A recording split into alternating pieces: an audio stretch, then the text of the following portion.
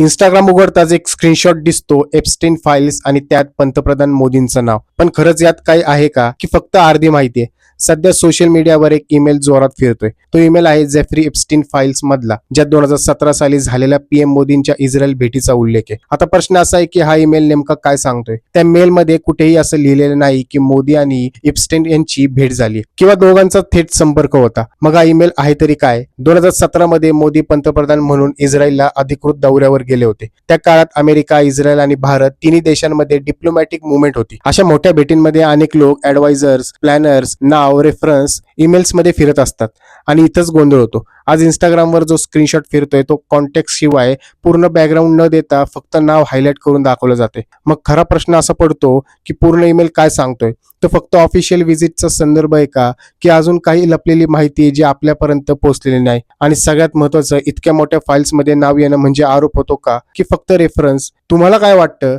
हा मुद्दा खरंच सिरियस आहे की सोशल मीडियावर अर्धवट माहिती पसरवली जाते? तुमचं मत काय आम्हाला कमेंट बॉक्समध्ये नक्की सांगा.